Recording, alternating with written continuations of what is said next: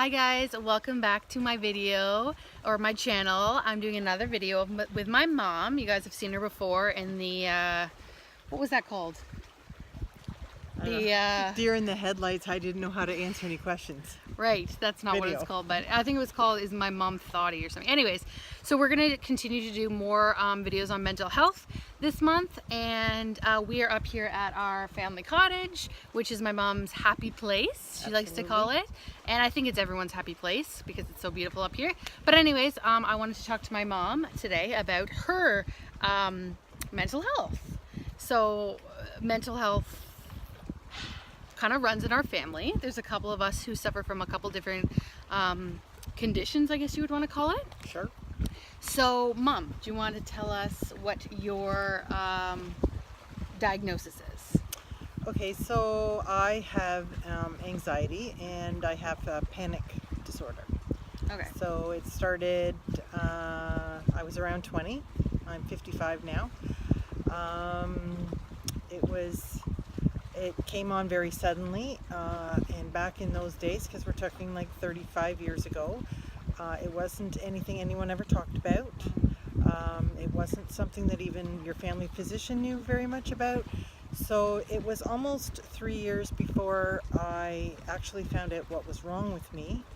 I did go and see some mental health professionals at the time, but their suggestions were that I take Gravol. Oh my God. Which basically just leaves you kind of stoned. Yeah. And sleepy, tired and yeah. sleepy. But it does calm you down, but unfortunately you're not really functionable after that. So again, it was quite a few years.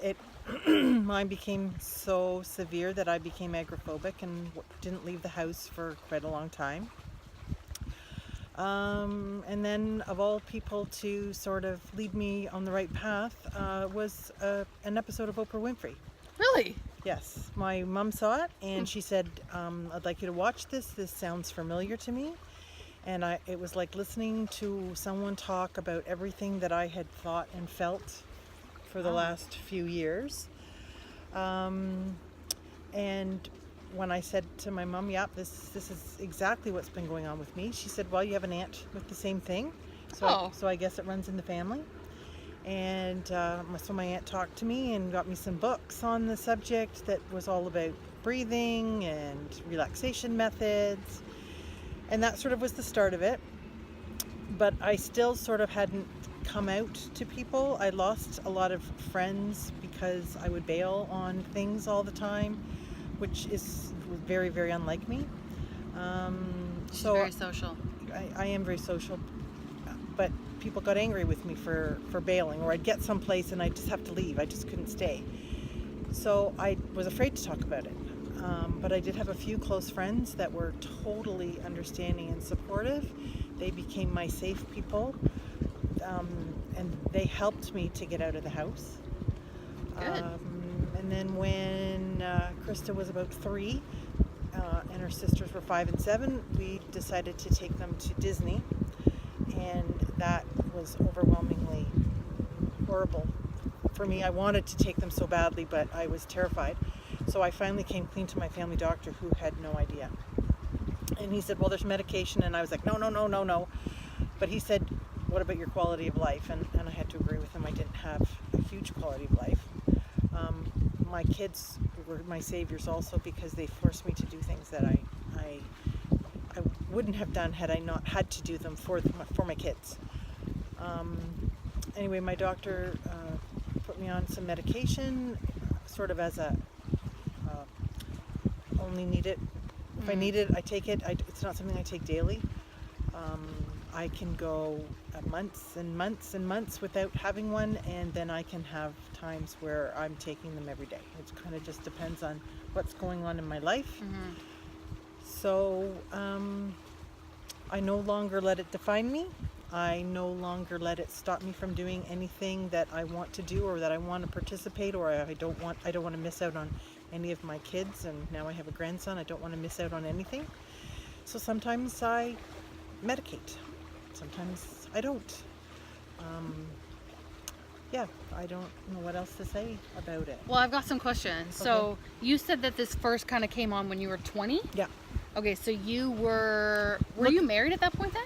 No, I was getting married. You were getting married. Okay, so dad then kind of was around when you were. Right. It was. First I think starting. the wedding, and we were looking to buy a house, and I had never lived away from home. I'd never gone away for school, and I looking back at it, I was actually having panic attacks when I was 9. Oh. And my mom took me to the doctors then, but nobody talked about it then, and nobody Right. knew what it was. So, but it went away, and I don't know why it went away, and then it resurfaced that many years later. I think that's just mental health. Right. Right? Like, Right. I feel like there's been times in my life over the past 12 years where I haven't felt nearly as depressed as I felt at Right. other times in my life. Like, sometimes I may have even been okay. Yeah. But, so I think that's just mental health. Like, you can't, I don't know. Like, Yeah. I don't know. Maybe there's scientists or doctors who know what it's doing. But I was also surprised when you said that grandma showed you this episode because, like, my mom's parents were pretty old school because they were Yeah. born in what, the 20s? 30s. 30s, born in the 30s. So they, medication for that stuff wasn't Nobody talked about it. right. No People one had this. talked This about is- it. This is, I'm sure, been going on for hundreds and hundreds of years, but Oh, people yeah. just didn't discuss it. And like I Right. said, I didn't discuss it for a long time. Now I'm very open about it. Right. Again, there's still a stigma. I usually don't tell people about it until they get to know me because I don't want them to go, oh, that's that freak or weirdo that has panic attacks. You would think that people will call you Well, because it wasn't good when at the beginning. Like I said, I lost some friends over this because I couldn't tell them what was wrong with me. bad friends. Well, they didn't understand. Yeah, I didn't that's understand, and I true. couldn't explain it at that point. Well, you can't really explain it now, can you? Like, Well, only one thing I did leave out. One thing I didn't understand about panic that I now do. I used to think that, so I had a panic attack at the mall, so I thought the mall was the problem. And I had a panic attack at the movie theaters, and I thought the movie theater was the problem. And I had a panic attack on the way to work, so I actually quit my job because I was having panic attacks every day on the way to work.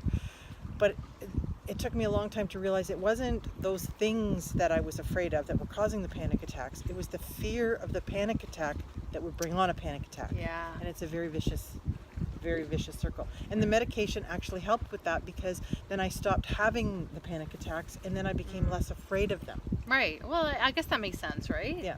But in medication too, again, I joined a support group way back in the day, and they told me that I didn't last because the first meeting they told me that medication was a crutch, and they made me feel bad about having it or taking it.